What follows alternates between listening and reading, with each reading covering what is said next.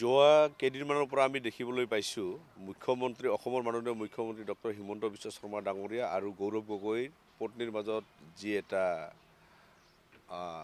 বিতৰ্ক সেইটো লৈ আমি খুব মৰ্মাহত হৈছোঁ।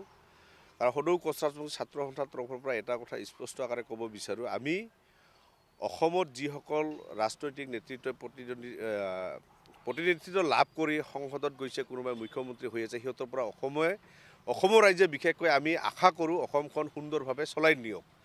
কিন্তু তেখেতসকলৰ মাজত এই ধৰণৰ বিতৰ্ক ব্যক্তিগত যিবিলাক চিন্তা চৰ্চাক লৈ আমি খুব শংকিত হৈছোঁ। আমি কেতিয়াবা অনুভৱ কৰোঁ যিসকল ব্যক্তিক ৰাইজে ইমান ধুমধামেৰে ভোট প্ৰদান কৰি তেখেতসকলক ৰাইজৰ কাম কৰাৰ কাৰণতে সংসদত পঠাইছে, অসম বিধানসভাত পঠাইছে, তেখেতসকল যদি এই ধৰণৰ বিতৰ্কত যদি থাকে আৰু সঁচাকৈ মুখ্যমন্ত্ৰী মহোদয়ে যিখিনি কথা আজি কৈ আছে বাৰে বাৰে, সেই কথা যদি সঁচা হয় তেতিয়াহ'লে খুব দুখ লগা আৰু দুৰ্ভাগ্যজনক কথা। আমি এটাই সদৌ কছাৰী ছাত্ৰ সন্থাৰ তৰফৰ পৰা এটাই আমি আহ্বান কৰিব বিচাৰোঁ, গৌৰৱ গগৈ ডাঙৰীয়াক অতি সোনকালে ৰাইজে পতন যোৱাকৈ স্পষ্টীকৰণ দিব লাগে আৰু সঁচাকৈ যদি তেওঁৰ পত্নীৰ মুখ্যমন্ত্ৰীৰ যিটো অভিযোগ আনিছে এই অভিযোগ যদি সঁচা হয় তেতিয়াহ'লে কিন্তু তাৰ বিহিত ব্যৱস্থা লোৱাৰ কাৰণত আমি আহ্বান কৰিছোঁ। কাৰণ নেশ্যনেল ছিকিউৰিটিৰ কথা আছে। আজি যদি ISIৰ লগত যিটো মানে সম্পৰ্ক থকা কথা কৈছে, এইটো এটা দুৰ্ভাগ্যজনক কথা। ৰাজনৈতিক নেতৃত্বক আমি সিহঁতক এনেকুৱা এটা সিহঁতক ক্ষমতা প্ৰদান কৰা নাই য'ত অসমখনক যেনেকৈ পাব তেনেকৈ সিহঁতে বিচলিত কৰিব, য'তে পাব যেনেকৈ ব্যৱহাৰ কৰিব তেনেকৈ আমি পৰিৱেশ আমি সিহঁতক দিয়া নাই। সিহঁতক কেৱল আমাৰ অভিযোগখিনি, আমাৰ যিখিনি কৰিব লগা সেইখিনিকহে আমি কাম কৰিব দিছোঁ। সিহঁতে যদি আজি অসমখনক কোনোবাই যদি বিক্ৰী কৰিব বিচাৰে, কোনোবাই যদি কোনোবা অঞ্চলত যদি অসমখনক ঠান বান কৰিব বিচাৰে, সেইটো আমি কেতিয়াও হ'ব নিদিওঁ।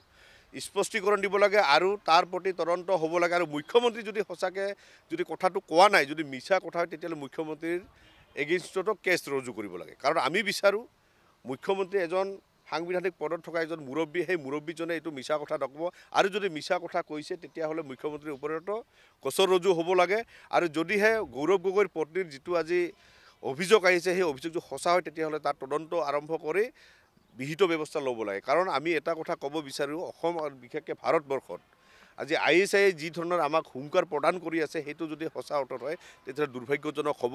আৰু ইমান দিন আজি 12 বছৰকৈ তেওঁৰ পত্নী অসমৰ বোৱাৰী হোৱাৰ পিছতো ভাৰতৰ নাগৰিকত্ব নোলোৱাটো খুব দুৰ্ভাগ্যজনক কথা। কাৰণ ইমান আইন অমান্য কৰা বুলি আমি অনুমান কৰিছোঁ, তাৰ কাৰণে উচিত তদন্ত হোৱাটো আমি বিচাৰোঁ।